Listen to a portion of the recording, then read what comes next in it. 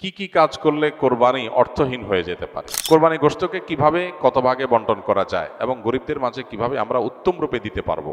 কোরবানি এলেই এক শ্রেণীর নাস্তিকরা কোরবানিকে বর্বরতা বলতে চায়, তাদেরকে কি বলবেন? প্রথম কথা হলো, কোরবানি আসলেই এক শ্রেণী মানুষ অতি মানবিক হয়ে ওঠে, যাদের সকাল দুপুর রাত কোনো বেলাই আসলে গোশত ছাড়া চলে না, যাদের বার্গারে মুরগি বা গরুর গোশত থাকতে হয়, যাদের চিকেন ফ্রাইয়ে মুরগি জবে করতে হয়, যাদের সকালের নাস্তায়ও অনেক সময় গোশত থাকে, সেই মানুষগুলো কোরবানির সময় পশু জবে হলে একটা প্রাণীর প্রাণ চলে যাচ্ছে এটা নিয়ে তাদের মায়া হয়। তাদের বার্গার চাবানোর সময় তাদের সে কথাটা মনে হয় না। এই জিনিসটা একেবারেই অনেক পুরাতন। আমাদের দেশে প্রতি বছর কোরবানি আসলে এই জিনিসটা আমাদের চোখে পড়ে। এই মানুষগুলোর জবাব দেওয়ার তো প্রয়োজন হয় না। কোরবানির সমালোচনাকারীরা যখন বার্গার খায় তখন তার বার্গারই তার জবাব দেয়, তারা যখন বিরিয়ানি খায় তখন তার বিরিয়ানির গোশতের টুকরাই তার জবাব দেয়। এই পৃথিবীতে মানবতার ভেকদারি মানুষগুলোর বেশিরভাগ ক্ষেত্রেই ভণ্ড এবং মুনাফিক এবং প্রতারক। এটা আপনি চোখ কান খুললেই দেখতে পাবেন। আমাদের দেশেও দেখবেন অতি সুশীল, অতি মানবতাবাদী, অতি অধিকার কপচানো মানুষগুলো, তারা দেখবেন সবচেয়ে বেশি অমানুষ এবং সবচেয়ে বেশি অমানবিক কার্যক্রমের সমর্থক। আপনি দেখবেন মুসলমানদের রক্ত নিয়ে যদি হোলি খেলা হয় তারপরও তারা চুপ থাকবে, কিন্তু মুসলমান ছাড়া অন্য কারোর পান থেকে চুন খসলেই তারা সেখানে গেলে রব তোলে। তো এই মানুষগুলোর কথাকে বিশেষভাবে আমল দেওয়ার বিশেষ কোনো প্রয়োজন নাই। কোরবানি এটা শুধুমাত্র ইবাদতই না, এর মাধ্যমে শুধুমাত্র আমাদের আল্লাহর সন্তুষ্টি লাভের সুযোগ হয় সেটাই না, এর মাধ্যমে আমাদের আরো বিপুল পরিমাণ উপকারিতা হয়। আমাদের অর্থনৈতিক উপকারিতার কথা যদি আমরা শুধু চিন্তা করি তাহলে 2022 সালে বাংলাদেশে 99,50,763টা পশু কোরবানি হয়েছে। 99,50,763টা পশু কোরবানি হয়েছে 2022 সালে। 2023-এ কোরবানি হয়েছে 1,41,812টা এবং 2024 সালে অর্থাৎ গত বছর কোরবানি হয়েছে 1,04,08,918টা। এই যে 1 কোটির অধিক পশু কোরবানির ঈদের দিন জবে হয় সারা দেশে, এই পশুগুলো একসময় আমরা ভারত থেকে অনেকটাই আমদানি করে তারপরে কোরবানি করতে হতো, বা কোরবানিটা অনেকটা ভারতের আমদানির উপর নির্ভর ছিল। কিন্তু আপনারা জানেন গেল কয়েক বছর ধরে, এমনকি এবছরও আমরা ইতিমধ্যে পত্র পত্রিকা দেখেছি যে আমাদের দেশে 1 কোটি পশু কোরবানি করার জন্য 1 কোটি পশু বাংলাদেশে প্রস্তুত আছে, আমদানির উপর নির্ভর করতে হবে না। এই যে পশু উৎপাদন, এই যে কৃষি বিপ্লব, কোরবানি যদি না থাকতো তাহলে দেশে এই প্রতি কোরবানিতে 1 কোটির অধিক পশু কোরবানি করার জন্য এই পশু উৎপাদন করা, এটা আসলে এদেশে হয়ে উঠতো না। অতএব শুধুমাত্র এই একটা কারণে যারা ব্যক্তিগতভাবে হয়তো ইসলামকে দেখতে পারেন না বা নাস্তিক বা অন্য ধর্মের অনুসারী, তারা আমাদের মতো গরিব দেশের অর্থনৈতিক উন্নতির প্রয়োজনে তারা কোরবানিকে সমর্থন না করার কোনো কারণ থাকতে পারে না। ডয়েচে ভেলের একটা রিপোর্ট কোরবানিকে ঘিরে তারা করেছিল বেশ আগে, সেখানে তারা দেখিয়েছিলেন যে কোরবানিকে ঘিরে, কোরবানির ঈদের এই মৌসুমকে ঘিরে বাংলাদেশে 1 লক্ষ কোটি টাকার লেনদেন হয়। কত টাকা? 1 লক্ষ কোটি টাকা। 1 লক্ষ কোটি টাকার লেনদেন হওয়া, এটা একটা দেশের অর্থনীতির জন্য, মাত্র কয়েকদিনের মধ্যে এই টাকার লেনদেন হওয়া একটা অর্থনীতির জন্য যে কত বিশাল একটা ব্যাপার সেটা বলার অপেক্ষা রাখে না। এদেশের বহু মানুষ গ্রামে গঞ্জে তারা তাদের পুষ্টির যে যোগান, আমিষের যে যোগান, সেটা তারা তাদের উপার্জন দিয়ে সবসময় করতে পারেন না। কোরবানির সময় তারা যে গোশতগুলো পান, এটা দিয়ে সপ্তাহ 10 দিন 20 দিন 1 মাস পর্যন্ত অনেকে তাদের ফ্যামিলির বাচ্চা কাচ্চাদেরকে সাথে নিয়ে একটু একটু করে খেতে পারেন। গর্ভধারণকারিণী মা থেকে নিয়ে শুরু করে একেবারে সর্বস্তরের মানুষের শরীরে বেঁচে থাকার জন্য যে আমিষের প্রয়োজন, সুস্থ থাকার জন্য যে পরিমাণ আমিষের প্রয়োজন, সেটা অনেকে জোগাড় করতে পারেন না। এই কোরবানি সারা দেশের ধনী গরিব সবার বাসায় আমিষের ব্যবস্থা করে। এটা না হলে বহু গরিব মানুষ সারা বছরে তারা আমিষের দেখাও হয়তো অনেকে সেভাবে পেত না। দ্বিতীয়ত, চামড়া শিল্প। গতকালকে সম্ভবত পত্রিকায় দেখেছি যে সম্ভবত বাণিজ্য উপদেষ্টার বরাতে এটা নিউজ হয়েছে যে কয়েক লক্ষ মেট্রিক টন লবণ সরকার মাদ্রাসাগুলোকে দিতে চায় চামড়া সংরক্ষণ করবার জন্য। চামড়া শিল্প, এই চামড়া শিল্প দিয়ে একটা দেশ অনেক দূর এগিয়ে যেতে পারে এটা যথাযথ ব্যবস্থাপনার মাধ্যমে। 1 কোটি পশু যদি কোরবানি হয় মাত্র ঈদের একটা দিনে বা 2-3 দিনে, তাহলে সেক্ষেত্রে এই 1 কোটি পশুর চামড়া দিয়ে কত কিছু না করা সম্ভব শুধু এটার সঠিক ব্যবস্থাপনা করা গেলে। ইতালি সহ পৃথিবীর অনেক উন্নত দেশ আছে যাদের অর্থনীতির অনেক বড় একটা চালিকা শক্তি হলো তাদের জুতা শিল্প, চামড়া শিল্প। তো সেটার একটা বিরাট সম্ভাবনার দুয়ার উন্মোচন করে এই কোরবানি। তৃতীয়ত, কোরবানিকে ঘিরে এই যে 1 লক্ষ কোটি টাকার লেনদেন হয়, এটা শুধু পশু কেনা বেচার ব্যাপার না, এর সঙ্গে খড় যারা কেনা বেচা করে পশুর খাদ্য হিসাবে, শহরের মানুষ খড় কিনতো না সারা বছর, কিন্তু এই উপলক্ষে অনেক অসহায় গরিব সাধারণ মানুষ, অনেক বেকার যুবকরা খড় কিনে সেটা বিক্রি করে বা খড় সংগ্রহ করে সেটা বিক্রি করে, তাদের উপার্জন হয়। এবং এর সাথে ভুসি, খৈল, এমন মৌসুমি বিভিন্ন ব্যবসা হয়। প্রত্যেকটা পাড়া মহল্লাতে ছোট ছোট যুবকরা, বিভিন্ন যুবকরা ছোট ছোট উদ্যোগ নিয়ে ছোট ছোট পরিসরে তারা দেখা যায় যে কয়েকটা পশু কিনে তারা একটা কোরবানির ছোট হাট করছে বা সেটা কেনাবেচা করছে এবং এর ফলশ্রুতিতে তাদের একটা উপার্জনের মাধ্যম হয়ে যাচ্ছে। ঠিক একইভাবে গোশত কাটার জন্য আপনার কামার যারা, এই কামারদের সারা বছরে সবচেয়ে বেশি ব্যবসা হয়, সবচেয়ে বেশি কেনাবেচা হয়, কাজ পায় তারা কোরবানির মৌসুমে। কারণ দাও, ছুরি, বটি, ধামা, এগুলো সবগুলো ধার দেওয়া, তৈরি করার একটা বিরাট মহড়া পড়ে যায় কোরবানির ঈদকে ঘিরে। তাহলে এর সাথে শত শত হাজার হাজার কামারের পরিবারের অর্থনৈতিক বিষয় জড়িয়ে আছে, উপার্জন এখানে জড়িয়ে আছে। এর পাশাপাশি গোশত কাটার জন্য যে কাঠের গুঁড়ি দরকার হয়, হাজার হাজার লক্ষ লক্ষ টুকরা গুঁড়ি তৈরি হয়। এর সাথে আপনার সমিলের শ্রমিকদের আয় জড়িত আছে, তাদের উপার্জন জড়িত আছে। এভাবে যদি আমরা একটু খেয়াল করি তাহলে দেখব যে শত শত হাজারো আইটেমের আপনার উপকারিতা, সুফল এটা কোরবানি থেকে আমরা পাই। অতএব আমরা যদি একটু খেয়াল করে দেখব এভাবে বহুবিধ উপকারিতা কোরবানির মাধ্যমে আমরা পেয়ে থাকি। বিধায় কোরবানির এই ইবাদতটিকে মুসলমান হিসাবে আমরা এটাকে ইবাদত হিসাবেই দেখব। এর পাশাপাশি ইবাদতের বাইরেও এটা আমাদের জাতীয় অর্থনীতিতে যে কত বড় একটা ভূমিকা রাখে সেটা বোঝার জন্য আসলে খুব বেশি পণ্ডিত হওয়ার প্রয়োজন নেই। একটু চোখ কান খুলে তাকালে আমরা যে কেউই সাদা চোখেও বুঝতে পারবো। অতএব কোরবানির বিরোধিতা করা এটা মূলত জাস্ট মুসলমানদের বিরোধিতা করার যে অন্ধ আপনার প্রবণতা আছে, মুসলমানদের বিরোধিতা করার যে একটা প্রবণতা আছে, সেখান থেকে এটা হয়েছে।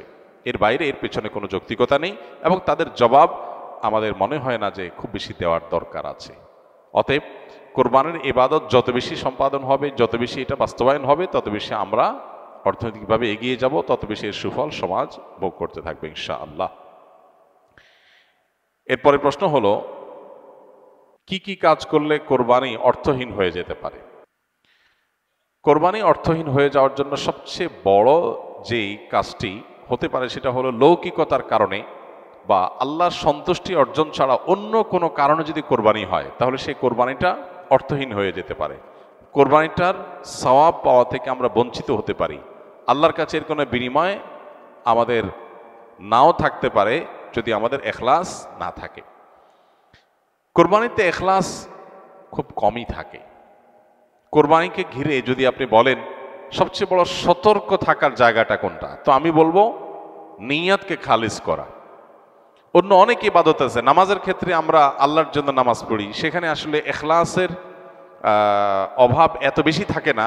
কোরবানির মধ্যে এখলাসের অভাব যত বেশি থাকে। মূলত কোরবানি এমন একটা ইবাদত যেখানে আল্লাহর উদ্দেশ্যে আমি পশু জবাই করছি, আবার পশুর গোশতটা আমার ঘরে তুলছি, অর্থাৎ ফিডব্যাকটা আমি পাচ্ছি।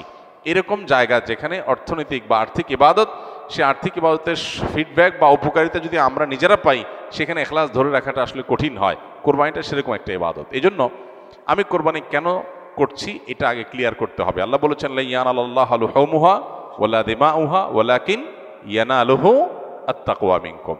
কোরবানির পশুর গোশত, রক্ত কিছুই আল্লাহর কাছে যায় না। যেই চেতনা থেকে, যেই তাকওয়ার সুপ্ত চেতনা থেকে আমরা কোরবানি করি, সেটা আল্লাহর কাছে ঠিকই যায়। সো এখলাসটা এনশিওর করতে হবে, না হলে কোরবানি অর্থহীন হয়ে যেতে পারে। অনেকে আছেন প্রতি বছর কোরবানি করি, এবছর যদি না করি ছেলেমেয়েরা কার মুখের দিকে চেয়ে থাকবে। তাহলে এটা সামাজিক মর্যাদা রক্ষার কোরবানি হলো, আল্লাহর উদ্দেশ্যে না। অনেকে হয়তো মনে করেন যে আমরা প্রতি বছর গরু কোরবানি দেই, এবছর টাকা নাই, ধার করে হলেও দিতে হবে। কেন? কারণ আমাদের মুখ থাকবে না, মান সম্মান থাকবে না যদি ছাগল দেই, মানুষ মনে করবে গরিব হয়ে গেছি। এই যে মানুষ কি মনে করবে সেই চিন্তা থেকে আমি গরু কোরবানি করলাম, অর্থহীন হয়ে যেতে পারে কোরবানি। ঠিক একইভাবে নতুন আত্মীয় হয়েছে, অন্যান্যবার কোরবানি করি বা না করি, এইবার তো করতেই হবে, মেয়ে বিয়ে দিয়েছি, বিয়ের বাড়ির মেহমানরা আসবে, তারা জানবে, তো এবার কোরবানি না দিলে তো মুখ থাকে না। কোরবানি আমার উপরে আবশ্যক হয় না, তারপরে আমি কোরবানি করতেছি কেন? ব্যয়কে দেখানোর জন্য। এখলাস নষ্ট হয়ে গেল। অনেকে আছেন যে কোরবানির মূল উদ্দেশ্য হলো ফ্রেশ গোশত সংগ্রহ করা, এই সামাজিক মর্যাদা ইত্যাদি, এগুলোর কারণে কোরবানি সবচেয়ে বেশি অর্থহীন হয়ে যায়। এই জন্য কোরবানিকে সবচেয়ে বেশি আমাদের রিয়া বা লৌকিকতা থেকে মুক্ত রাখার চেষ্টা করতে হবে। আল্লাহ আমাদের তৌফিক দান করুন।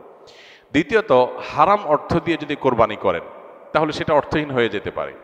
আপনি দেখবেন কোরবানির ইবাদতটাতে এক অদ্ভুত দৃশ্য আমাদের দেশে দেখা যায়। যারা যত বেশি প্র্যাকটিসিং, তাদের কোরবানির পশুর সাইজ সাধারণত তত কম থাকে।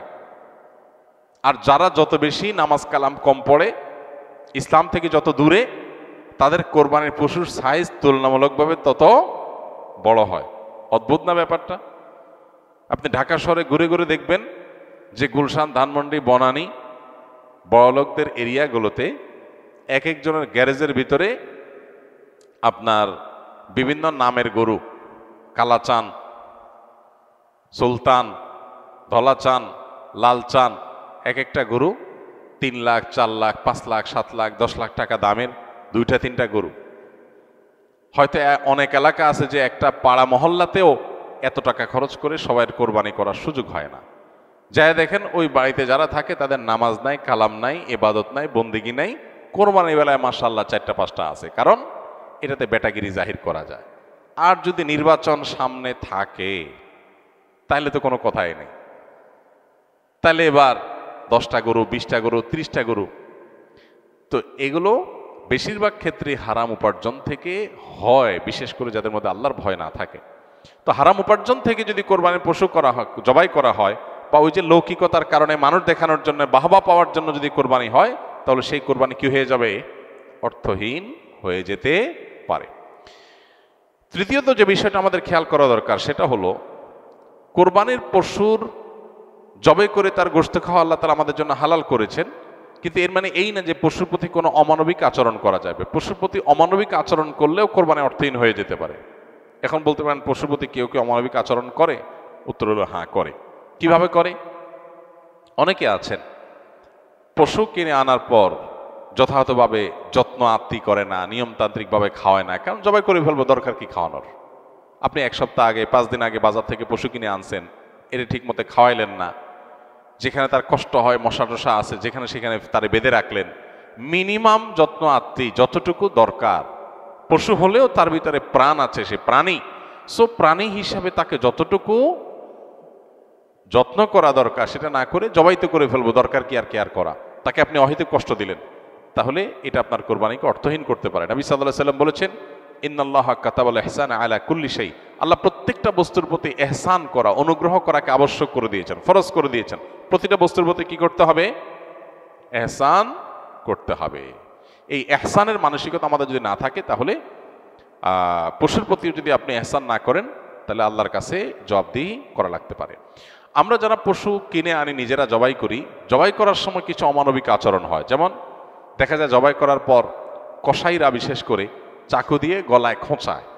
এই গলায় খোঁচানোর পরে, খোঁচানোর কারণে দেখা যায় যে স্বাভাবিকভাবে রক্ত প্রবাহ হয়ে, রক্ত বের হয়ে যে মৃত্যু হতো সেটা না হয়ে একটা পশু মারা যাচ্ছে অনেক সময় স্পাইনাল কর্ডে আঘাত করার কারণে। তো এই যে খোঁচাখুচি করে পশু মারলেন, অনেক সময় পশু খাওয়াটা পর্যন্ত হারাম হয়ে যেতে পারে যদি এরকম খোঁচাখুচি হয়। এই জন্য জবাইয়ের পরে ছেড়ে দিতে হবে তার প্রাণ বাইর হওয়ার জন্য স্বাভাবিকভাবে। খোঁচাখুচি করা যাবে না চাকু দিয়ে। অনেক সময় দেখা যায় কসাইরা পশুর এখনো পুরো প্রাণ বের হয় নাই, এখনো মারা যায় নাই, রগ কাটা শুরু করেছে, চামড়া ছেলা শুরু করে দিয়েছে, নাড়াচাড়া এখনো করছে। এটা অমানবিক, তার প্রাণটা বের হওয়ার জন্য অপেক্ষা করতে হবে। নবী সাল্লাল্লাহু আলাইহি সাল্লাম পরিষ্কারভাবে বলেছেন, তোমরা চাকু ভালো করে ধার দিবে। কেন? কারণ ধার দিলে পশু তাড়াতাড়ি জবে হয়ে যাবে, অহেতুক তাকে খোঁচাখুচি করে কষ্ট দেওয়া লাগবে না। আমরা দেখা যায় নিজেরা হয়তো পশুর প্রতি অনেকে যত্ন করি, মায়া করি, কিন্তু পশুটা যে আপনার বিক্রেতার কাছ থেকে আপনি কিনে এনেছেন, এই পশু প্রতি সে হয়তো কোনো অমানবিক কাজ করেছে, যদিও তার দায়টা আপনার উপর আসবে না, কিন্তু সামাজিকভাবে আমাদের সবার উপরে এই দায়টা চলে আসে। আমরা জানি পশু পরিবহন থেকে নিয়ে পশু বাজারজাত করা থেকে নিয়ে জবে পর্যন্ত ধাপে ধাপে পশুর প্রতি চরম অমানবিক আচরণ এদেশে করা হয়। পরিবহনে হয়, আপনারা জানেন, একটা ট্রাকে ধরা যাক যে 15টা গরু উঠানো যাবে, সেখানে 20টা গরু উঠানো হলো, 5টা গরু বেশি উঠানো হলো, তাতে পড়তা বেশি হয়ে যায়, খরচ কম পড়ে, ব্যবসাটা একটু বেশি হয়ে যায়। কিন্তু 5টা গরু বেশি উঠানোর কারণে কি হয়, ওই পশু যেগুলোকে উঠানো হয়েছে সেগুলোকে এমন গাদাগাদি করে দাঁড় করানো হয় যে তাদের গায়ে শরীরে রীতিমতো ঘা হয়ে যায়, এবং মাঝখান দিয়ে এমনভাবে বাঁশ বেঁধে দেওয়া হয় যাতে কোনোভাবে বসতে না পারে। 10 ঘন্টা, 15 ঘন্টা, 20 ঘন্টা পর্যন্ত অনেক সময় সিরিয়ালে জ্যামে ট্রাকগুলো, পিকআপগুলো আটকা পড়ে থাকে, এবং 20 ঘন্টা ধরে তাদেরকে এভাবে এমনভাবে বাঁশ বেঁধে দেওয়া হয় যাতে করে কোনোভাবে বসতে না পারে। ছাগল দোকানে আপনারা দেখবেন ঢাকায় যে সমস্ত আপনার ছোট ছোট ছাগল বিক্রির জায়গাগুলো আছে, দোকানগুলো আছে, সেগুলোতে দেখবেন গলায় রশি বেঁধে এমনভাবে ঝুলায় রাখা হয় যে হয়তো 1-1.5 ফিট বা আরও কম রশি রাখা হয়, এবং যাতে কোনোভাবে ছাগল বসতে না পারে, কারণ বসলে তো ক্রেতা দেখতে পাবে না। ক্রেতা যাতে সাইজ দেখতে পারে সেজন্য তাকে দাঁড় করিয়ে রাখা হয়। সে দাঁড় করানোটা কখন থেকে নিয়ে, ওই যে সকাল 7টা বা 6টা ফজরের পর পর পশুর দোকান খোলে তখন থেকে নিয়ে একদম রাত 8টা-9টা পর্যন্ত, এই পুরো সময় 12 ঘন্টা, 14 ঘন্টা, 16 ঘন্টা আপনি এইভাবে ঝুলায় রাখতেছেন একটা জীবন্ত পশুকে। অমানবিক আচরণ। এরপরে বাজারজাতকরণের সময় আমরা জানি পেটের মধ্যে হাওয়া দিয়ে ফুলানো হয়, পানি অতিরিক্ত জোর করে জবরদস্তি পান করে তারপরে ফুলানো হয়। এগুলো সব অমানবিক আচরণ। এগুলো আমাদের কোরবানির যে আসল রূহ এবং প্রাণ সেটাকে নষ্ট করতে পারে। এগুলোর দায় অবশ্য কোরবানিকারীর উপর আসবে না, কিন্তু কোরবানিকারীর দায়িত্ব আছে এইগুলোর ব্যাপারে সামাজিক সচেতনতায় সামিল হওয়া। সর্বশেষ যে পয়েন্টটা বলবো সেটা হলো, আমাদের কোরবানির পশুর যে বর্জ্য ময়লা আছে এগুলো যদি পরিষ্কার করার দায়িত্ব কোরবানি কারক হিসাবে আমরা নিজের কাঁধে না নেই, আমাদের কোরবানিটা অর্থহীন হয়ে যেতে পারে। আমি কোরবানি করছি সওয়াবের জন্য, কিন্তু আমার কোরবানির কারণে যদি মানুষের কষ্ট হয়, সমাজের মানুষ বিপদে পড়ে, মানুষ অসুস্থ হয়, তাহলে সওয়াবের পরিবর্তে আমার কি হতে পারে? গুনাহ হতে পারে। আপনি কোরবানির পশু এনেছেন, এবার কোরবানির পশুর যে গোবর, তার পেশাব, বিষ্ঠা, এগুলো পুরো এলাকাকে ময়লা দিয়ে ভরে ফেলেছে, দুর্গন্ধে ছেয়ে গেছে। আপনি কোরবানিকারী, আপনার দায়িত্ব এগুলোকে পরিষ্কার করে যথাস্থানে ফেলে দেওয়া এবং মানুষের যেন কষ্ট না হয় সেদিকটা খেয়াল করা। পেশাব করেছে, পানি দিয়ে তাড়াতাড়ি করে ধুয়ে ড্রেনে এটাকে ফেলে দেওয়া, এবং ড্রেনে যাতে আবার প্রবাহটা ঠিক থাকে সেজন্য আপনি ভূমিকা রাখা, এটা আপনার কর্তব্য। গোবরগুলো নিয়ে আপনি ড্রেনে ফেলে দিলেন, তাহলে ড্রেনে জলাবদ্ধতা তৈরি হবে, পানি প্রবাহ বন্ধ হয়ে যাবে, এবং সেটার কারণে সেই বদ্ধ পানিতে মশা তৈরি হবে, ডেঙ্গু তৈরি হবে। সেখান থেকে মানুষ, এখন ডেঙ্গুর সিজন শুরু হয়েছে, গতকালকে না যেন আজকে পত্রিকা দেখলাম যে এবার মৌসুমের শুরুতেই ডেঙ্গুর প্রকোপ ভয়াবহ।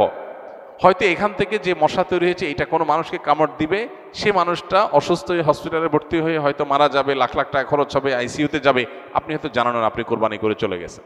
তো এই জন্য আমাদের কোরবানির পশুর বিষ্ঠা, ময়লা, বর্জ্য এগুলোকে পরিষ্কার করা, যথাস্থানে ফেলা, যেখানে সেখানে না ফেলা, এবং ড্রেন অন্যান্য জায়গায় মানুষের রাস্তাঘাটের আশেপাশে চলাফেরার জায়গায় ফেলে মানুষের কষ্টের কারণ যেন না হয় সেটা লক্ষ্য করে আমাদের কর্তব্য। যদি না করি তাহলে এই কোরবানি অর্থহীন হয়ে যেতে পারে। ভাইরা আমার, প্রতি বছর এই বিষয়টাতে আমরা সচেতনতা সৃষ্টি করার চেষ্টা করি। কোরবানি হোক পবিত্র, আমাদের দেশও থাকুক পরিচ্ছন্ন, আমাদের পরিবেশটাও ভালো থাকুক, এই স্লোগানটা আমাদের মাথায় রাখতে হবে।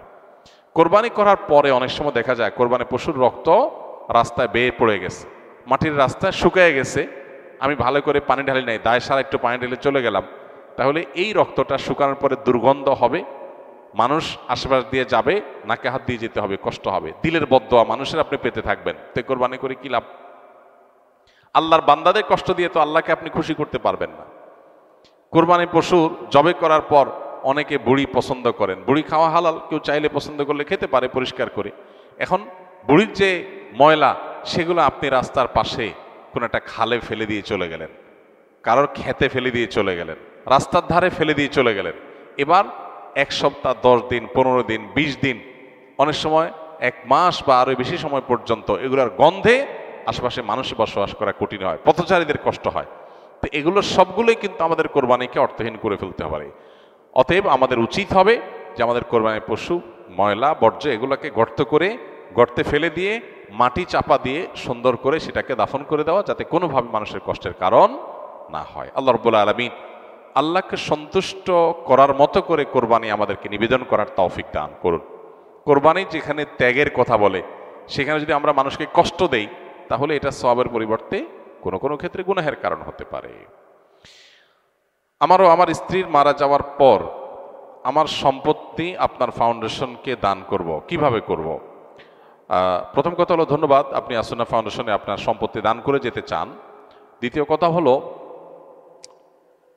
মানুষ মারা যাওয়ার পর তার সকল সম্পদ কোনো জায়গায় দান করা এটা উচিত না, উত্তম না। তাহলে কি করতে হবে? ওয়ারিসদের জন্য কিছু রাখতে হবে। এবং জীবদ্দশায় চাইলে তো মানুষ সব কিছু দান করতে পারে, কিন্তু মৃত্যুর পর যদি সে বলে যায় যে আমার সকল সম্পদ এক জায়গায় দান করবো, এটা জায়েজ নাই। তাহলে কি করতে হবে? সর্বোচ্চ 1/3 পর্যন্ত কার্যকর হবে। আপনার টোটাল সম্পদের 3 ভাগের 1 ভাগ আপনি টোটালটা দান করার জন্য ওসিয়ত করতে পারবেন। আর জীবদ্দশায় দিলে পুরোটাই আপনি দিতে পারবেন, কিন্তু জীবদ্দশায় পুরোটা দিলে আপনি কতদিন বাঁচবেন, আপনি কিভাবে চলবেন? এই জন্য ব্যালেন্স করতে হবে। শরীয়ত আমাদেরকে আনব্যালেন্স হয়ে কোনো কাজ করতে বলে না। মৃত্যুর পর আপনি আমাদের ফাউন্ডেশনে বা যে কোনো দিনী প্রতিষ্ঠানে আপনি ওয়াকফ করতে চান, খুবই ভালো কথা। আপনার সম্পদের 1/3 আপনি দলিল করে দিয়ে যাবেন যে এটা আমার মৃত্যুর পর কার্যকর হয়ে যাবে, বাস সেই হিসাবে আপনি করতে পারেন। এই জন্য আমাদের অফিসে আফতাবনগরে আপনি যে কোনো অফিস খোলার দিন আসলে ইনশাল্লাহ সেখানে আলোচনা করতে পারবেন। কোরবানি গোশতকে কিভাবে কত ভাগে বন্টন করা যায় এবং গরিবদের মাঝে কিভাবে আমরা উত্তম রূপে দিতে পারবো। কোরবানি গোশত বন্টন নিয়ে আমাদের টেনশনের কোনো শেষ নাই, এত প্রশ্ন এ বিষয়ে আসে বলার মতো না। কোরবানি গোশতকে 3 ভাগে ভাগ করা মুস্তাহাব বা উত্তম। এই হুবহু 3 ভাগ না করে যদি 4 ভাগ করে বা 2 ভাগ করে বা একটু হেরফের করে তাতে কোরবানির অসুবিধা হবে না, কিন্তু উত্তম হলো এটা। আল্লাহ রাব্বুল আলামিন কোরআনে কারিমে বলেছেন, ফাতআইমু ফাকুলু মিনহা ওয়া আত'আমুল কানিআ ওয়াল মু'তার। আর জায়গায় বলেছেন ফাকুলু মিনহা ওয়া আত'আমুল কানিআ ওয়াল বাঈসাল ফাকির। এক জায়গায় বলেছেন আল বাঈসাল ফাকির, আর জায়গায় বলেছেন আল কানিআ ওয়াল মু'তার। সর্বসাকল্যে 3টা শ্রেণী এখান থেকে পাওয়া যায়। নাম্বার 1, নিজের জন্য একটা অংশ রাখা, নিজের পরিবারের জন্য। আরেকটা অংশ হলো দরিদ্র অসহায় গরিব মানুষদেরকে, ফকিরদেরকে।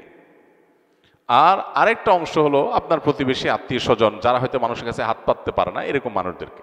3 ভাগে 3টা ভাগ করে আপনি কোরবানি পশু বন্টন করবেন। হুবহু 3 ভাগ নাও, একটু কম বেশি হলো, নিজে একটু কম রেখে বেশি দিলেন বা একটু বেশি রেখে কম দিলেন, তাতে কোরবানির অসুবিধা হবে না। আর গরিবদের মধ্যে বন্টন করার ক্ষেত্রে সবচেয়ে উত্তম হয়, বিশেষ করে আজকাল আমাদের সমাজে কিছু মানুষ আছে যারা মানুষের কাছে হাত পাততে পারে, তারা বাড়ি বাড়ি যায় কোরবানির গোশত কালেকশন করে, তাদেরকে আপনি দিবেন। যারা চায় ভিখারি তাদেরকে ধমক দিবেন না, না দিতে পারলেও। কিন্তু এর চেয়ে বেশি ইম্পর্টেন্ট, এর চেয়ে বেশি গুরুত্বপূর্ণ হলো যে মানুষগুলো কোরবানি করে না কিন্তু মানুষের কাছে হাতও পাততে পারে না, তাদেরকে খুঁজে খুঁজে বের করে যদি তাদের বাসায় বাসায় গিয়ে পৌঁছে দিয়ে আসেন, সেটা হবে সবচাইতে উত্তম। শহরে গ্রামে বিভিন্ন ক্ষেত্রে এরকম মানুষ পাবেন, সম্ভ্রান্ত, খুব লাজুক, খুব ভদ্র ফ্যামিলি, তারা কষ্টে আছেন। বিশেষ করে অনেক মানুষ দেখতে মনে হচ্ছে ফিটফাট ভালোই আছে, কিন্তু অনেকদিন চাকরি নাই, বেচারার ব্যবসা বাণিজ্য নাই, আয় ইনকাম নাই, এই মানুষগুলোকে খুঁজে খুঁজে তাদের বাসা বাসায় গোশত পৌঁছানো, এটা হলো সবচেয়ে জরুরি কাজ। এই জন্য এই কাজটা আমরা কোরবানিতে খুব বিশেষভাবে খেয়াল করব, চেষ্টা করব ইনশাআল্লাহ। বর্তমানে বাংলাদেশের নিয়ম অনুযায়ী বাহির থেকে 1 লক্ষ টাকা কেউ পাঠালে 2500 টাকা বা 2.5% রেমিটেন্স ইনসেন্টিভ দিচ্ছে।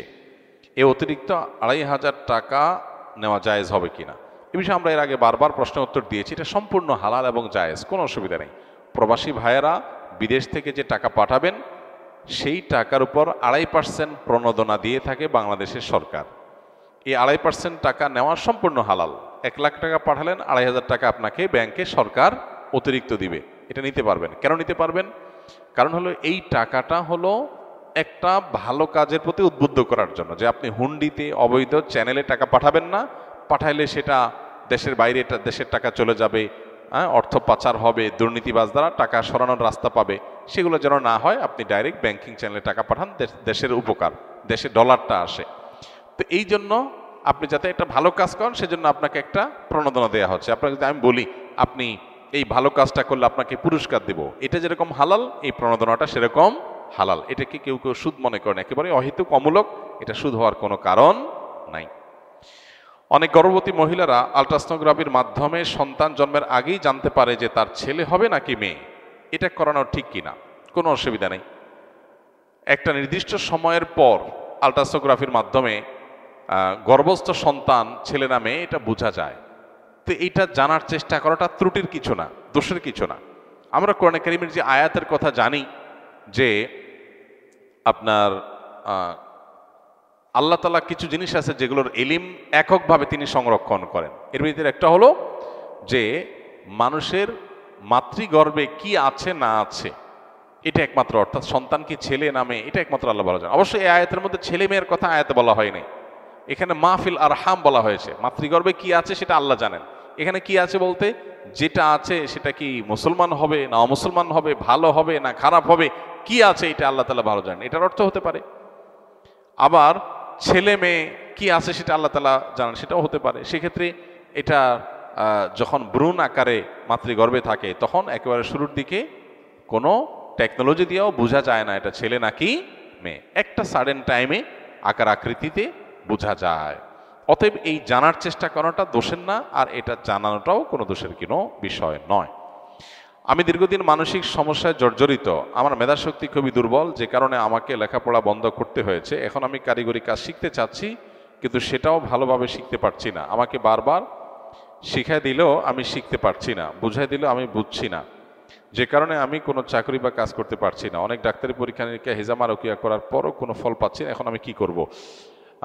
দেখুন, অনেক ক্ষেত্রে আমাদের মধ্যে হতাশা কাজ করে। 2 বার 4 বার 6 বার 8 বার কয়েকবার এরকম যখন আমি কোনো কাজ ব্যাটে বলে করতে পারি না, তখন আমার মনে হয় না, আমার দ্বারা মনে হয় কিছু আর হবে না। অনেকে লেখে যে দেখেন আমি জীবনে কোনো কাজে সফল হই না, যেটা করতে চাই হয় তার উল্টাটা। তো আমি বলি এই যে আপনি প্রশ্ন দিয়েছেন, অনেকেই তো প্রশ্ন দিচ্ছে, সবার প্রশ্ন তো আমি পড়তে পারি না, উত্তর দিতে পারি না। আপনার প্রশ্নটা যে আমার পর্যন্ত আসছে, উত্তর দিতে পারছি, এটা তো একটা সাকসেস। আপনার জীবনে সাকসেস নাই কি বলছে? এরকম ডানে বামে তাকাইলে আপনি দেখবেন বহু সফলতা আপনার জীবনে আছে, কিন্তু শয়তান আপনাকে সবসময় কি করে? নিরাশ করে ফেলে, নাই নাই নাই। এটা একটা রোগ। আলহামদুলিল্লাহ বহু মানুষের তুলনায় আল্লাহ তাআলা আপনাকে ভালো রাখছেন। তো এটার প্রথম ট্রিটমেন্ট হলো পজিটিভ চিন্তা করা, নিজের মানসিক ট্রিটমেন্ট করা, যে আমি আসলে এতটা আমি পিছিয়ে নাই যতটা আমি নিজেকে মনে করছি। এটা হলো প্রথম ট্রিটমেন্ট। দ্বিতীয়ত হলো আপনি কোনো কাজকে ছোট মনে না করে আল্লাহর নাম নিয়ে যেটা সুযোগ পান সেটাই শুরু করে দিবেন। আমাদের এখন বেশিরভাগ মানুষের অভাব হলো ভাবের। কিসের অভাব? ভাবের অভাব। একজন মানুষ আমি চাকরি পাচ্ছি না, তো আপনি একটা দোকানে হয়তো কর্মচারী হিসাবে পাবেন, সেটা কাজ না, কিন্তু আপনি সেটা করবেন না, কারণ আপনি চাচ্ছেন আপনার ক্লাস অনুযায়ী আপনার একটা বিশেষ ডিমান্ড আছে, সেটা না হওয়ার কারণে আপনি হতাশ হয়ে যাচ্ছেন। এই জন্য চাহিদাগুলো যত কমাইতে পারে মানুষ, যখন খুব ইজি লাইফ লিড করার চেষ্টা করে, খুব সাধারণভাবে চলার চেষ্টা করে, তখন তার কাছে দুনিয়াটা সব ইজি হয়ে যায়। তারপরও আপনার এর বাইরেও কোনো সমস্যা থাকতে পারে, সেজন্য আপনি এভাবে সংক্ষিপ্ত কোনো সেশনের প্রশ্ন উত্তরে না দিয়ে আপনি কোনো আলেমের সাথে দেখা করেন। আমাদের ফাউন্ডেশনে অফিস টাইমে কাউন্সেলিংয়ের ব্যবস্থা থাকে, ওলামা ইকরাম থাকেন, সেখানে আপনি সময় নিয়ে যেতে পারেন, ইনশাআল্লাহ হয়তো আপনার কোনো কাজে আসবে। বাজারে বিভিন্ন দোকানে সহজ কিস্তিতে ঘর সাজানোর বিভিন্ন ফার্নিচার, ইলেকট্রনিক পণ্য, মোবাইল, ল্যাপটপ ইত্যাদি দিয়ে থাকে, যেগুলো কিস্তিতে নিতে গেলে ইন্টারেস্ট দিতে হয়। এখন আমরা যারা নগদে পণ্য কিনতে পারি না, কিস্তিতে পণ্য নিলে গুনাহ হবে কিনা? কোনো অসুবিধা নাই, কিস্তিতে কেনা বেচা জায়েজ আছে, এবং কিস্তিতে কেনার কারণে একটু দাম বেশি নিচ্ছে যে, সেটাও জায়েজ আছে, কোনো অসুবিধা নেই। নবী করিম সাল্লাল্লাহু আলাইহি সাল্লামের হাদিসে পরিষ্কারভাবে কিস্তিতে কেনা বেচা, অর্থাৎ এখন ক্রয় বিক্রয় হয়ে গেল এবং পণ্য হস্তান্তর হয়ে গেল, মূল্যটা থেকে থেকে থেমে থেমে ধীরে ধীরে পরিশোধ করার এরকম সিস্টেমে বিক্রি নবী সাল্লাল্লাহু আলাইহি ওয়াসাল্লামের সময়ও ছিল, কিন্তু নবী করিম সাল্লাল্লাহু আলাইহি ওয়াসাল্লাম সেটাকে অনুমোদন করার সময় এরকম কোনো শর্ত দেন নাই যে দাম বেশ কম করা যাবে না। অতএব আমি একটা জিনিসকে কিস্তিতে বিক্রি করলাম, 10 টাকার জিনিস আমি 15 টাকা বিক্রি করলাম, তুমি 15 কিস্তিতে আমাকে টাকাটা দিবা, এটা হালাল, সম্পূর্ণ হালাল, এভাবে নেওয়াও জায়েজ, দেওয়াও জায়েজ। আমি জোহরের সুন্নত নামাজ 4 রাকাত নিয়ত করেছি, ইতোমধ্যে জোহরের ফরজ নামাজ শুরু হয়ে গিয়েছে, এমত অবস্থায় আমি 2 রাকাত নামাজ পড়ে সালাম ফিরিয়ে জামাতের অংশ নিয়েছি, নিয়ত করেছি 4 রাকাতের, কিন্তু নামাজ পড়লাম 2 রাকাত, এতে আমার নামাজ হয়েছে কিনা? উত্তর হলো হ্যাঁ হয়েছে, কোনো অসুবিধা নেই, বরং এটাই উচিত। ইদা উকিমাতুস সালাহ ফালা সালাতা ইল্লাল মাকতুবা, নবীজি সাল্লাল্লাহু আলাইহি ওয়াসাল্লাম বলেছেন, ফরজ নামাজের একামত যখন শুরু হবে তখন আর ফরজ আর কোনো নামাজ চলবে না। চলবে না মানে তখন আর কোনো নামাজ স্টার্ট করা উচিত না। এখন কেউ 4 রাকাত সুন্নতের নিয়ত করছে, 2 রাকাতের বৈঠকে একামত শুরু হয়ে গেছে, তখন সে সালাম ফিরে নামাজ শেষ করবে। নিয়ত করছে 4 রাকাত, পড়ছে কয় রাকাত? 2 রাকাত। প্রতি 2 রাকাত ফরজ নামাজের বাইরে সব নামাজগুলোতে প্রতি 2 রাকাতের পর একটা কি আসে? স্টেশন আছে, চাইলে সেখানে ক্লোজ করা যাবে, এর কারণে কোনো গুনাহও হবে না, সেজদা সাহু দিতে হবে না। তবে 4 রাকাত সুন্নত তো আর আদায় হলো না, এটা আপনি ফরজের পরে 2 রাকাত সুন্নতের পরে সুযোগ থাকলে ওই 4 রাকাত সুন্নত আলাদা করে আপনার আদায় করা উচিত, সেটা ভিন্ন বিষয়, কিন্তু আপনার নামাজ হয়ে যাবে, 2 রাকাতের সওয়াব আপনি পাবেন, যেটা হয়ে গেল। আরাফার দিনে বিশেষ আমলসমূহ জানতে চাই। আরাফার দিনে একদিকে হাজী সাহেবদের জন্য আমল, আরেকটা হলো যারা আরাফার ময়দানে নাই তাদের জন্য আমল। যারা হাজী সাহেবরা আরাফার ময়দানে অবস্থান করছেন তাদের জন্য ওই দিনের সবচেয়ে শ্রেষ্ঠ আমল হলো লা ইলাহা ইল্লাল্লাহু ওয়াহদাহু লা শারীকা লাহু লাহুল মুলকু ওয়া লাহুল হামদ ওয়া হুয়া আলা কুল্লি শাইইন কাদির। এটা মহব্বতের সাথে অর্থ বুঝে ধীরে ধীরে বারবার করে পড়তে থাকা, এটা হলো সবচেয়ে বেশি প্রয়োজনীয় কাজ। কেন? কারণ নবী করিম সাল্লাল্লাহু আলাইহি সাল্লাম বলেছেন যে খায়রুদ দুআ দুআউ ইয়াউমি আরাফা, আরাফাত দিনের দোয়া হলো শ্রেষ্ঠ দোয়া। ও খায়রু মা কুলতু আনা ওয়ান নাবিয়্যুনা মিন ক্বাবলি, নবীজি বলেছেন আমি আর আমার পূর্বের যত নবী রাসূল এসেছেন সবাই যত দোয়া আল্লাহর কাছে করেছে এর মধ্যে সবচেয়ে উত্তম হলো এটা, লা ইলাহা ইল্লাল্লাহু ওয়াহদাহু লা শারীকা লাহু লাহুল মুলকু ওয়া লাহুল হামদু ওয়া হুয়া আলা কুল্লি শাইইন কাদির। আল্লাহ ছাড়া সত্যিকারের কোনো মাবুদ নাই, লা ইলাহা ইল্লাল্লাহ ওয়াহদাহু লা শারীকা লাহু, তিনি একক এবং তার কোনো শরীক নাই, লাহুল মুলক ওয়া লাহুল হামদ, রাজত্ব এবং প্রশংসার অধিকারী একমাত্র তিনি, ওয়া হুয়া আলা কুল্লি শাইইন কাদির, তিনি সব কিছু করতে সক্ষম। বাহ্যিক দৃষ্টিকোণ থেকে এই বাক্যগুলোর মধ্যে কোনো প্রার্থনা নাই, তাহলে এগুলোকে দোয়া বলা হচ্ছে কেন? সেটা নিয়ে অনেক আলাপ আছে এবং মুহাদ্দিসিনে কেরাম একমত যে এইগুলো দোয়া, এখানে আল্লাহ রাব্বুল আলামিনের কাছে পরোক্ষভাবে নিজের চাওয়াকে পেশ করা হচ্ছে, আল্লাহর শক্তিমত্তার কথা জাহির করে আল্লাহর কাছে নিজের সবকিছুই নিবেদন করা হচ্ছে পরোক্ষভাবে, এটাও দোয়াই। তো এটা হলো আরাফার ময়দানে যারা হাজির অবস্থান করবেন তারা সবচেয়ে বেশি পড়বেন। অনেক উলামা একরাম অবশ্য বলেন যে এই দোয়া অর্থাৎ লা ইলাহা ইল্লাল্লাহু ওয়াহদাহু লা শারীকা লাহু লাহুল মুলকু ওয়া লাহুল হামদু ওয়া আলা কুল্লি শাইইন কাদির, আরাফার দিনে, আরাফার বাইরে যারা পৃথিবীর বিভিন্ন প্রান্তে গায়রে হাজি যারা আছি তারাও পড়তে পারেন, বরং আরাফার দিনে তাদের এটা পড়া উচিত এবং এ ব্যাপারে অনেকে রেকমেন্ড করেন।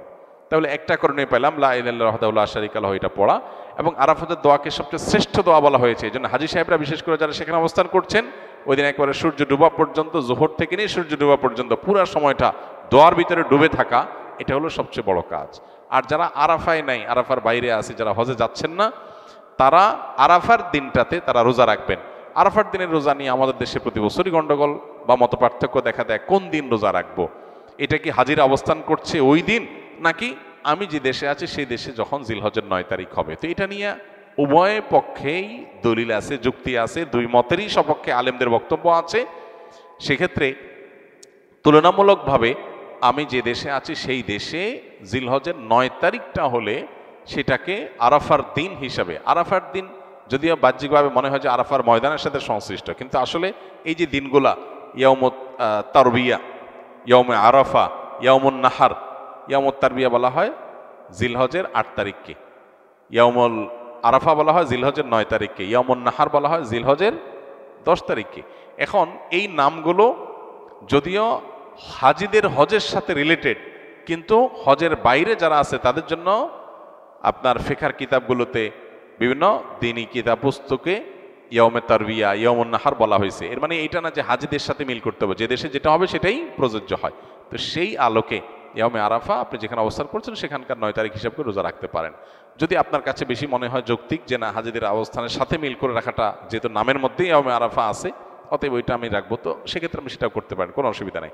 কোনো কোনো রেওয়ায়তের আলোকে জিলহজের প্রথম 9 দিনের প্রত্যেক দিন রোজা রাখা উচিত, কারণ মামিন আইয়ামিন আল আমালুস সালিহু ফিহিন্না আহাব্বু ইলাল্লাহ মিন হাযিহিল আইয়াম, বুখারীর হাদিস রয়েছে।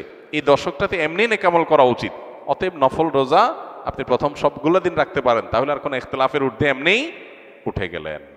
অতএব আরাফার দিনে আরাফাতের বাইরে যারা আছেন তারা রোজা রাখবেন, আর আরাফাতে যারা আছেন তারা কি করবেন, ওই যে লা ইলাহা ইল্লাল্লাহু ওয়াহদাহু লা শারীকা লাহু বেশি পড়বেন, আর বেশি বেশি আল্লাহর কাছে দোয়া করবেন। দোয়াটা অবশ্য আমরা আরাফাতে যারা নাই তারাও করতে পারি। অশ্লীলতা ও অন্যায় থেকে নাকি নামাজ মানুষকে বিরত রাখে? তাহলে সমাজে অনেক মানুষকে দেখা যায় যারা নিয়মিত নামাজ ও অন্যায় একই সাথে করছে, তারা বিরত থাকছে না কেন? দুইটা বিষয় এখানে। প্রথম কথা হলো, যে লোকটা নামাজও পড়ে আবার খারাপ কাজও করে, এই লোকটা নামাজ না পড়লে এখন যা খারাপ কাজ করছে সে বহুগুণ বেশি করত। দ্বিতীয়ত, যে লোকটা নামাজ পড়েও খারাপ কাজ করছে, সে লোকটার নামাজ নিশ্চয়ই কোনো ক্ষেত্রে ত্রুটি হচ্ছে। ওষুধ খাইলে রোগ ভালো হয়, এখন ওষুধে যদি ভেজাল থাকে, ওষুধ যদি নকল ওষুধ হয়, ওষুধ যদি ডেট ওভার হওয়া ওষুধ হয়, তাহলে সেটা তো রোগ ভালো হবে না। এর মানে কি ওষুধের কার্যকারিতাকে আপনি অস্বীকার করবেন, নাকি আপনার সমস্যার কথা আপনি বলবেন? কোনো ব্যক্তি নামাজ পড়ছে, গুনাহ ছাড়তে পারছে না, নিশ্চয়ই তার নামাজটা ত্রুটিপূর্ণ হচ্ছে। যতটুকু হচ্ছে ততটুকু সুফল সে পাচ্ছে, যতটুকু ত্রুটি হচ্ছে ততটুকু থেকে সে বঞ্চিত হচ্ছে সুফল থেকে। নবী সাল্লাল্লাহু আলাইহি সাল্লামের কাছে এরকম এক ব্যক্তি সম্পর্কে অভিযোগ করা হলো বা অনুযোগ জানানো হলো, তখন নবী করিম সাল্লাল্লাহু আলাইহি সাল্লাম বলেছেন যে অচিরেই তার নামাজ তাকে অন্যায় কাজ থেকে বিরত রাখবে, কারণ আল্লাহ বলেছেন ইন্নাস সালাতা তানহা আনিল ফাহশাই ওয়াল মুনকার, অশ্লীল এবং খারাপ কাজ থেকে নামাজ বিরত থাকে। অতএব নামাজকে যত বেশি সুন্দর করা যাবে তার সুফল তত বেশি পাওয়া যাবে। সম্প্রতি নারীবাদদের নামে ট্রান্সজেন্ডাররা খুব জোরালোভাবে আন্দোলন করেছে বৈধতা পাওয়ার জন্য। আমরা কি শুধু দেখেই যাব, কোনো পদক্ষেপ নিব না? সরকার কোনো পদক্ষেপ না নিলেও দেখেই যাব? মুসলিম হিসেবে আমাদের কোনো দায়িত্ব নেই? দেখুন, যেখানে আমেরিকার মতো দেশে এটাকে পরিষ্কারভাবে নিষিদ্ধ ঘোষণা করা হয়েছে, এটার জন্য সমস্ত ফান্ডিংগুলো সরকার বন্ধ করে দিচ্ছে, সেখানে আমাদের দেশে এটাকে অ্যাপ্রিসিয়েট করা হচ্ছে, এটা খুবই দুর্ভাগ্যজনক। মানুষের সৃষ্টিতে পরিবর্তন আনা, আইডেন্টিটির মধ্যে এক ধরনের গড়বড় সৃষ্টি করা, এটা শয়তানের অনেক বড় একটা এজেন্ডা। এর আগে আমরা বারবার করে আপনাদেরকে বলেছি, শয়তান কিন্তু সংকল্প করেছে ফালা ইউগাইয়িরান্না খালকাল্লাহ, আল্লাহ সৃষ্টিতে সে কি আনবে? পরিবর্তন করে ফেলবে। পুরুষকে নারী, নারীকে পুরুষ বানায় ফেলানো, এটা আল্লাহ সৃষ্টিতে এক ধরনের কি করা? পরিবর্তন। একটা মানুষ আপাতমস্তক পুরুষ, অপারেশন করে বিভিন্নভাবে বিভিন্ন ইনজেকশন নিয়ে হরমোন চেঞ্জ করে সে নারী হয়ে যাওয়া, এই যে রূপান্তর হওয়া, এটা মানুষের অসুস্থ মানসিকতা থেকে হয়। এই অসুস্থ মানসিকতাটাকেই আজ স্বাভাবিক করার একটা চেষ্টা চলছে। আপনারা লক্ষ্য করলে দেখবেন, না খেয়ে গাজাতে হাজার হাজার শিশু মারা যাচ্ছে, সেখানে বোমা মেরে মানুষের দেহকে বাতাসে উড়িয়ে দেওয়া হচ্ছে, এটা নিয়ে কোনো মাথা ব্যথা নেই। কিন্তু মানুষের বেঁচে থাকার অধিকার যেখানে নাই, সেই পৃথিবীতে পুরুষ মহিলা হয়ে যাওয়ার, মহিলা পুরুষ হয়ে যাওয়ার অধিকার নিয়ে দেখবেন এরা খুব বেশি সোচ্চার। শত শত হাজার হাজার কোটি টাকা তারা এটার পেছনে খরচ করে। তারা যখন কোনো বিষয় অ্যাগ্রেসিভ হয়ে যায়, তখন বুঝতে আর বাকি থাকে না এটা শয়তানের অনেক বড় একটা এজেন্ডা। এটা শুধু মুসলমান নয়, মানব সভ্যতার জন্য হুমকির বিষয়। এই জন্য এটার বিরুদ্ধে জনসচেতনতা সৃষ্টি করা আমাদের কাজ। আল্লাহ তাআলা যাকে পুরুষ করে তৈরি করেছেন তারা পুরুষ, যারা নারী করেছেন তার নারী। একজন পুরুষ, সে আপাদমস্ত পুরুষ, সে কিছু হরমোনাল চেঞ্জিং এনে নিজেকে সে নারী ঘোষণা করলো, যদি এটাকে সমাজ সমর্থন করে বা এটা যদি স্বীকৃতি দেয়, তাহলে এই মহিলা এই পুরুষ আদতে যে মহিলা সাজছে সে মহিলাদের মধ্যে যাবে, মহিলাদের মধ্যে মিশবে, মহিলাদের ওয়াশরুমে যাবে, তাদের হলে থাকবে, তাদের সাথে উঠা বসা করবে। এতে নারীদের অধিকার রক্ষা হবে না ধ্বংস হবে? একজন নারী বা নারীদের একটা পরিবেশে একজন পুরুষ তাদের সাথে মিশে ঘষাঘষি ডলাডলি করুক, এটা কি তারা চায়? তার ট্রান্সজেন্ডার যেটা আস্ত একটা বেডা মানুষ, সেটা নাটক। এখন সে মহিলা সাজছে, সে যখন মহিলাদের ভিতরে ঢুকবে তখন মহিলাদের ভিতরে ঢুকে সে সব রকমের অ্যাক্সেস নেবে। এটা একটা সমাজকে ধ্বংস করার নামান্তর। পৃথিবীর অনেক দেশে এটা নিয়ে বহু বিরূপ প্রতিক্রিয়া শুরু হয়েছে, কোনো কোনো দেশের প্রেসিডেন্টদের পদ পর্যন্ত চলে গেছে, কারণ জেলখানাতে এই ধরনের পরিস্থিতি তৈরি হয়েছে। অতএব আমাদের দেশে এই শয়তানি এজেন্ডা, এটার বিরুদ্ধে আমাদের সবাইকে চোখ কান খোলা থাকতে হবে। আমাদের অফিস আদালতে বিশেষ করে সরকারি যে অফিসার আছে, বিসিএস ক্যাডার যারা হচ্ছেন, তাদেরকে বহু বছর যাবৎ এনজিওগুলো ট্রেনিং করাচ্ছে, নিজেদের উদ্যোগে টাকা পয়সা ঢেলে ট্রেনিং করানো হচ্ছে, এবং সেখানে আপনার অন্তর্বর্তীমূলক, সেখানে আপনার জেন্ডার ডাইভার্সিটি, লিঙ্গ বৈচিত্র্য, এ সমস্ত নাম করে মানুষের পরিচয়ের মধ্যে মেল ফিমেল, এটার পাশাপাশি আপনার ট্রান্স, অন্যান্য এরকম অপশনগুলো যুক্ত করা হচ্ছে সমস্ত সরকারি অফিস আদালতে, কাগজে কলমে, আপনার বিভিন্ন ফরমে, তালিকাতে আপনি দেখবেন যে এগুলো আছে। এমনকি এই যে জুলাই আন্দোলন নিহতদের তালিকার মধ্যেও অনলাইনে যে ফর্ম করা হয়েছে সরকারিভাবে, সেখানে স্বাস্থ্য মন্ত্রণালয় থেকে করা ফর্মের মধ্যে মেল ফিমেল এবং ট্রান্স বা অন্যান্য এরকম অপশন রাখা হয়েছে। এগুলো সবগুলো হলো ওই যে এনজিওরা, তারা আমাদের বিসিএস ক্যাডারদের মাধ্যমে অফিসারদেরকে ট্রেনিং করে তাদেরকে বিপদগামী করছে। এটুকু বোঝার মতো সেন্স যদি আমাদের না থাকে, সেটা হবে আমাদের সবচেয়ে বড় দুর্ভাগ্যজনক বিষয়। আমার ছেলের বয়স ছিল 12 বছর 2 মাস 13 দিন। একদিন সকালে তাকে স্কুলে যাওয়া নিয়ে রাগ করলে অভিমান করে ঘরের দরজা আটকে আত্মহত্যা করে। আমার প্রশ্ন হলো, সে নাবালক ছিল কিনা, আর আমাদের বাবা মায়ের পক্ষ থেকে করণীয় কি? দেখুন, প্রথম কথা হলো যে 12 বছর বয়স হলে ছেলে বালেগ হতে পারে, নাবালেগ ছিল কিনা এটা বলা কঠিন। কারণ অনেকের দেখা যায় আজকাল ছেলে মেয়েদের একটু আগে থেকেই তারা বালেগ হয়ে যায় নানা কারণে। তো 11-12 বছর বয়সে যদি কারো স্বপ্নদোষ হয়, শুরু হয়ে যায়, দাড়ি গোপ ইত্যাদি গজায় যায়, তাহলে সে বালেগ প্রাপ্তবয়স্ক হয়ে যায়। অতএব সে এরকম কিছু হয়ে থাকতে পারে, প্রাপ্তবয়স্ক হতে পারে। কিন্তু যেটাই হোক না কেন, অভিভাবক হিসাবে আপনাদের কর্তব্য হলো তার জন্য আল্লাহর কাছ থেকে আল্লাহর কাছে মাগফিরাত চাওয়া। সেই সাথে একটা গুরুত্বপূর্ণ বিষয় হলো, লক্ষ্য করবেন আজকাল বাবা মারা পাগল হয়ে যান, অ্যাগ্রেসিভ হয়ে যান। কি জন্য? ছেলে মেয়েকে খাওয়ানোর জন্য, পড়ানোর জন্য, আর কিসের জন্য? পড়ালেখা করানোর জন্য। নামাজ না পড়লে এত টেনশন নাই, স্কুলে না গেলে যত টেনশন। নামাজের জন্য চাপ দিছে বেশি স্কুলে যাওয়ার চাইতে, এরকম ঘটনা আপনি পাবেন না। তার মানে এগুলো সব বস্তুবাদী চিন্তা চেতনা থেকে আসছে। সন্তানের শিক্ষার কথা যদি বলেন, মানুষ করার কথা যদি বলেন, ওইটা মূলত হয় বাসা বাড়ি থেকে। শিক্ষা প্রতিষ্ঠানে যাওয়ার সাথে সেটা সম্পর্কে এতটা থাকে না। শিক্ষা প্রতিষ্ঠানে গেলে তার ভ্যালু অ্যাড হয়, সে অনেক বেশি টাকা জোগাড় করার উপযুক্ত হয়, সমাজে তার ক্যারিয়ারকে সে ভালো একটা জায়গায় নিয়ে যেতে পারে, এগুলো হয়। তো মানুষের মতো মানুষ হওয়ার সম্পর্ক বেশিরভাগ ক্ষেত্রে পারিবারিক শিক্ষার উপর নির্ভর করে। ওইটার ব্যাপারে আমাদের গুরুত্ব নেই, আমরা বস্তুবাদী চিন্তা থেকে এগুলো করি। নিজেরা হয়ে গেছে টাকা পয়সা মেশিন, ছেলে মেয়েকেও টাকা পয়সা মেশিন বানাতে চাই। আর টাকা পয়সা মেশিন হলেই মানুষ সুখী হয় না, তার প্রমাণ আপনার নিজের এই ঘটনা এবং এরকম আরও অহরহ ঘটনা। অতএব মানসিকতার পরিবর্তন খুব বেশি জরুরি। বাচ্চাদেরকে পড়াশোনা করার জন্য, স্কুলে, শিক্ষা প্রতিষ্ঠানে, মাদ্রাসায় যাওয়ার জন্য জোর জবরদস্তির একটা লিমিট, এটা যদি ক্রস করে যাই, লিমিট থাকা উচিত, লিমিট যদি ক্রস করে যাই আমরা, তাহলে তার সুফল, তার ক্ষতি, তার কুফল আমরা ব্যবহার করতে থাকবো। খ্রিস্টান মেয়েদের বিয়ে করতে কি ধর্মান্তরিত করে বিয়ে করতে হবে? খ্রিস্টান মেয়ে, তাদেরকে বিয়ে করতে হলে তারা মুসলমান হবে, তারপরে বিয়ে করবেন। যদিও আহলে কিতাবদের বিয়ে করা জায়েজ আছে, কিন্তু সেটা নানা আলাপ আছে। আজকের পৃথিবীতে যারা খ্রিস্টান, ইহুদি, তাদের উল্লেখযোগ্য অংশ আসলে তারা প্রকৃত অর্থে খ্রিস্টান না, জন্মসূত্রে খ্রিস্টান। বেশিরভাগ মানুষই তারা মূলত নাস্তিক, তারা কোনো ধর্মে বিশ্বাসী না।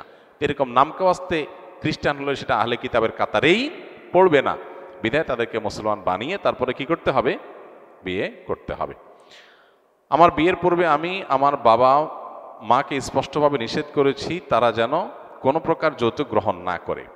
বিয়ের সময় আমার শ্বশুর বাড়ি থেকে কিছু আসবাবপত্র দেওয়া হয়, যার সম্পর্কে আমি জানতে চাইলে আমাকে আমার বাবা মা জানায় আমার শ্বশুর তার একমাত্র মেয়েকে উপহার দিয়েছে। পরবর্তীতে পারিবারিক একটি কলহের মাধ্যমে জানতে পারি বিয়ের সময় আমার পরিবারের লোকজন আমার শ্বশুরবাড়ি থেকে যৌতুক চেয়েছে এবং তারই প্রেক্ষিতে এগুলো তারা দিয়েছে। এখন আমার করণীয় কি? এখন আপনার করণীয় হলো শ্বশুরবাড়িতে এগুলো ফেরত দিয়ে আসা।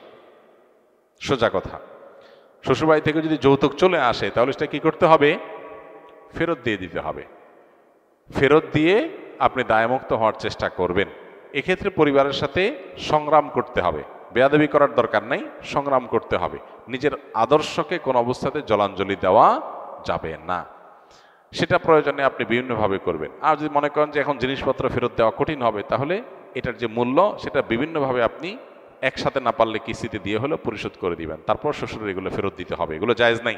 এই যে কোরবানি আসছে, এখন বহুত ফকির ফাকড়া দেখবেন, নতুন নতুন ফকির ফাকড়া কিছু গজাবে। কিছু তো ফকির ভিক্ষুক তো আমাদের দেশে আগে থেকেই আছে, আর ঈদের সময়, কোরবানিদের সময় কিছু নতুন ফকির গজায়। এরা মানুষের কাছ থেকে ভিক্ষা চায় না, এরা শ্বশুরবাড়ি থেকে কোরবানির ছাগল চায়, গরু চায়, গরুর রন চায়, কল্লা চায়। এগুলো এক প্রকারের ভিক্ষুক। তো আল্লাহ তাআলা এই ভিক্ষুকদের অভাব দূর করে দেখ, তাদের মানসিকতা আল্লাহ সংশোধন করে দেখ। মসজিদে এক শ্রেণীর লোকদের জন্য ভাগ করা হচ্ছে কেন? যারা আগে আসে তারা আগে ঢুকবে, মসজিদ ফাঁকা সত্ত্বেও ঢুকতে দেওয়া হয় না কেন? ভাই, এটা বারবার বলা হয়েছে, যারা নতুন তারা জানেন না। কিছু বৃদ্ধ মানুষ যারা সিঁড়ি ভেঙে উপরে উঠতে পারেন না, আমাদের মসজিদে লিফট নেই, তাদের জন্য কিছু জায়গা অ্যালোকেট করা আছে। সে অ্যালোকেট করা জায়গায় যদি বৃদ্ধের জায়গায় জোয়ান ঢুকে যায় সেটা অন্যায়, কিন্তু এরকম কিছু জায়গা তাদের জন্য রাখা আছে, যে তারা আগে আসে না কেন? আগে আসলে পেশাব ধরে রাখতে পারে না, অসুস্থ মানুষ, আবার পরে আসলে তারা সিঁড়ি দিয়ে ভাঙতে পারে, উঠতে পারে না, এই জন্য তাদের জন্য কিছু জায়গা রাখা আছে। অতএব এটা একেবারে অযৌক্তিক না। রাসূল সাল্লাল্লাহু আলাইহি সাল্লাম কি মাটির তৈরি নাকি নুরের তৈরি? এটা তো পুরান ঝগড়ার আইটেম। এই ঝগড়া এখনো আছে দেশে।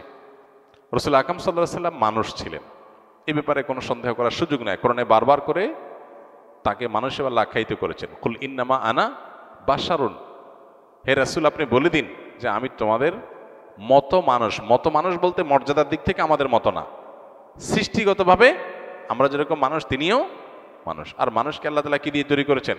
মাটি দিয়ে তৈরি করেছেন। নবী করিম সাল্লাল্লাহু আলাইহি সাল্লাম নূরের তৈরি, এটা শুনতে ভালো শোনা যায় যে হ্যাঁ, নূর মানে আলো।